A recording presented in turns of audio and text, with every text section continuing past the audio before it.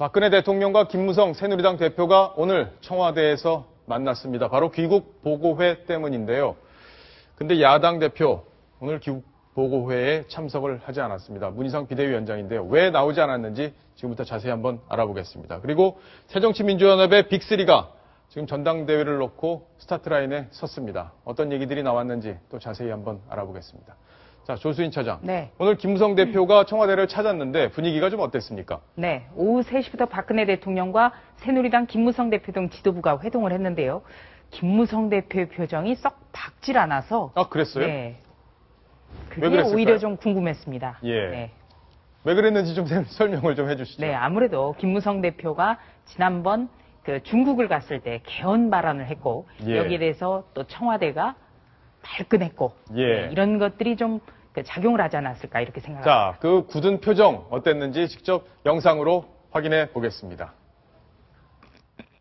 연말 정기국회와 앞으로의 국정 운영에 대해서 협조를 부탁드리기 위해서 이렇게 자리를 마련했습니다. 그래서 이제 우리나라의 경제 영토가 세계 73%에 달할 정도로 광범위한 FTA 네트워크를 구축하게 되었고 73.5% 아니죠? 정확할수록 좋겠죠. 앞으로 당정청이 계속 긴밀하게 소통을 해 나가면서 힘을 모아 나갔으면 합니다. 혹시 말씀하실 수 있으시면. 대통령께서 해외 순방하시면서 정상회담 또 정상회의 등을 통해가지고 큰 업적을 갖고 돌아오셨는데 당연히 그래서 저도 뒷받침을 좀 못해서 송구스러운 마음이 있습니다. 남은 기간 동안 열심히 해가지고 다른 시간 내에 그동안 올리신 성과가 결실이 나올 수 있도록 저는 저 두 사람의 이렇게 같이 있는 모습만 봐도 왠지 묘한 긴장감이 좀 흐르는 것 같아요. 김무성 대표 뭘 잘못했다고 또 송구스럽다 이런 표현까지 한 건지 모르겠네요. 이 박성원 송구하다는 표현이 굉장히 좀 뭐라 그럴까요? 센 표현이죠. 뭐 차라리 이 집권 여당이 책임감을 가지고 한껏 뒷받침해드리겠다 이렇게 얘기할 수도 있는데 송구하다라는 표현도 그렇고요. 또 저는 김기춘 대통령 비서실장도 지난달에 국회 계속 나와서 윗분의 뜻을 받들어 이런 표현을 썼거든요. 예. 그래서 이 대통령 주변의 참모라든지 여당 대표의 단어 선택이 오히려 이 대통령의 권위주의를 조금 논란이 될 수 있게끔 할 수 있다. 예. 네, 이런 생각도 해봤습니다.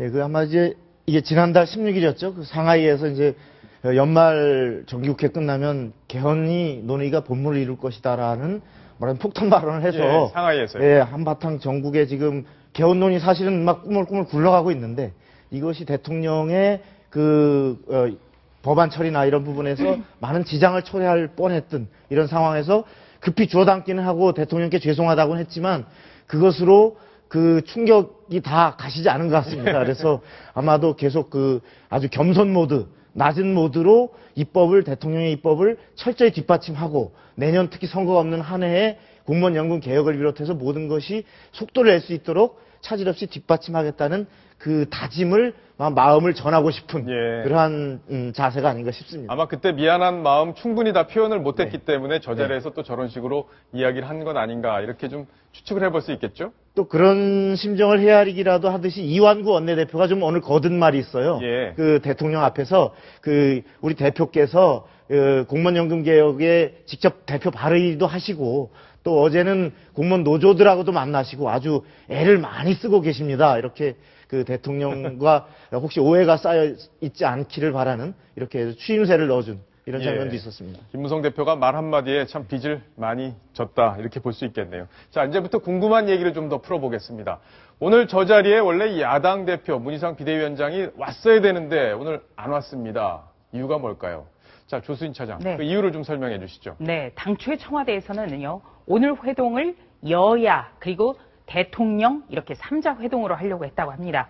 그래서 조윤선 대통령 정무수석 비서관이 어제는 새누리당의 그 회동 사실을 알려주고 예. 그에 앞서서 하루 앞서서 그저께는 문희상 비상대책위원장에게 직접 전화를 걸어서 그 청와대 회동에 참석을 해달라 이렇게 얘기를 했습니다. 그래서 문희상 비대위원장이 조윤선 수석에게 안건이 뭐냐 이렇게 물었더니 순방 결과와 정치 현안에 대해서 좀 얘기를 하고 싶다. 예. 이렇게 얘기를 했다는 거거든요. 그래서 문희상 비대위원장은 오늘 기자들과 만나서 직접 불참을 통보하게 된 그 경위를 설명을 했습니다. 지금은 때가 아니다. 지금 예산이라든지 각종 쟁점에 대해서 치열하게 맞붙고 있는 상황이기 때문에 청와대로부터 교시를 받을 때가 아니다. 네, 교시요? 그렇게 얘기를 했습니다. 예. 네. 그러니까 어떤 현안에 대해서 대통령의 가이드라인을 받아오는 것처럼 예. 그게 굉장히 야당으로서 부담스럽다는 그런 심지형을 얘기를 했는데요. 지금 새정치민주연합에서는 이 이른바 사자방, 그러니까 이 4대강이라든지 또 방산비리 그리고 자원외교 이런 부분에 대해서 국정조사를 강력하게 요청을 하고 있기 때문에 이 부분에 대해서 어떤 대통령의 직접적인 답이 나오지 않는다면 야당으로서 가서 뭐 했냐 이런 예. 비판을 받을 수 있다. 이 점을 좀 걱정한 것 같습니다. 그러나 물론 박지원 의원 등 당내에서는 직접 가서 요구할 건 요구했었으면 좋았겠다. 이런 비판도 있습니다. 예. 아니, 그 순방 결과를 보고하는 자리이기 때문에 대통령 빚내줄 이유가 없다. 아마 이런 내부적 판단도 있었으리라 추측을 해볼 수 있는데, 과거에 보면 소통이 부족하다, 대통령이. 왜 이렇게 안 만나주냐, 이런 요청도 많이 했던 것 같은데, 소통이 부족하다고 청와대를 비판할 때는 언제고, 오라니까 또 못 가겠다고 하고, 국민 입장에서 보면 조금 이상하게 보이는 측면도 있습니다. 솔직히 그 야당 대표가 청와대에 가서 어떤 득이 된 적이 없었습니다. 예. 한 번도. 예, 손학규 전 대표 때도 그랬고요.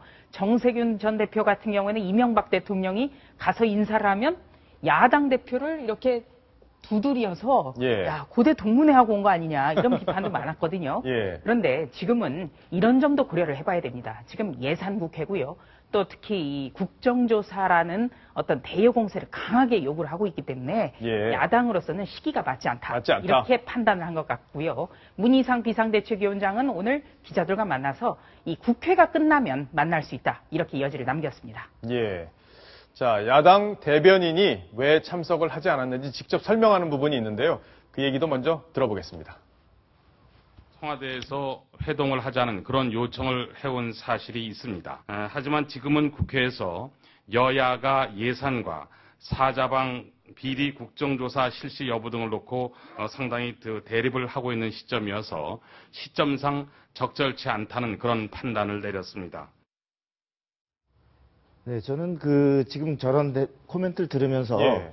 이게 준비 안 된 야당의 면모라는 생각이 듭니다. 뭐냐면 과거 우리가 국정원 댓글 사건으로 장기 농성을 할 때 또 세월호 특별법 요구를 하면서 장기적인 장외 투쟁을 할 때 대통령 면담을 강력히 요구했던 게 바로 새정치연합 아닙니까? 예. 그것은 본인들이 하고 싶은 말이 많았기 때문이겠죠. 지금 이 정기국회 끝나고 보자 뭐 이런 식으로 일단 지금 거부가 아니라 밀어놨다고 얘기를 하고 시기가 아니다라고 얘기를 하는데 예. 지금이야말로 바로 예산 처리를 앞두고 있고 또 주요 법안들을 앞두고 있는 이 시점에서 야당이 스스로가 우리가 생각하는 예산의 대안이 뭐고 또 복지 공무원 연금 개혁에 대해서 자꾸 미룰 게 아니라 우리가 생각하는 개혁안은 이거다라고 스스로가 준비가 돼 있다면 예. 당당하게 대통령을 만나서 이렇게 하는 게 좋겠습니다라고 와서 절충점을 찾을 모습을 대한야당의 모습을 보여줘야 되는데 오히려 중요한 순간에 원내 문제를 다루는 이런 순간에 야당이 대화를 오히려 거부한 모양새가 된다면 이것은 수권 야당으로서의 준비가 덜 돼 있다라는 느낌을 주기 딱 좋은 것 같습니다. 예. 그래서 지금 당권 경쟁이 지금 점화가 본격적으로 됐는데 이 점을 또 놓치지 않고 박지원 의원이 채널A에 나와서 그 얘기를 했습니다. 나라면 갔겠다. 나라면 갔겠다. 예. 글쎄요. 예. 가는 게 좀 더 보기 모양은 좋지 않았을까, 국민들 보기에 좋지 않았을까 하는 생각도 듭니다. 자, 문재인 의원 얘기를 조금 더 해봐야 될 텐데, 문재인 의원이 오늘 야당 반장들을 만났어요. 좀 이례적인 일인 것 같은데, 이제 출마 준비가 됐다, 이렇게 봐야 될까요? 네, 문재인 의원이요. 그 9월 전에만 하더라도 굉장히 트위터 정치를 했지 않습니까? 예, 그랬죠. 현안에 대해서 직접 기자들과 만나서 얘기한 적이 없었는데 이 당권 도전 얘기가 나오면서 비노계 인사들도 만나고 그리고 기자들과의 그 접촉도 굉장히 잦아지고 있습니다. 오늘 그 오찬 간담회를 통해서 각종 현안에 대해서 정말 많은 얘기를 풀어놨습니다. 예, 역시 정치인들은 뭐 선거 때가 돼야 조금 더 활발하게 움직이는 것 아닌가 이런 생각이 듭니다. 자, 반기문 대망론에 대해서 오늘 언급을 했는데 그 내용도 좀 설명을 해주시죠. 네, 가장 흥미로운 부분이 바로 그 야권의 영입론이 나왔던 반기문 유엔 사무총장에 대한 언급이 아닐까 하는데요. 예. 반기문 총장이 유엔 사무총장으로 처음 선출되게끔 한 분이 바로 노무현 전 대통령이었다. 예. 예. 그러니까 빚이 있게 생각을 해야 된다. 뭐 이런 얘기 같고요. 그렇죠. 우리 그런데 사람이다 이거죠. 그렇습니다. 예. 반 총장은 외교외에 검증된 바가 없다.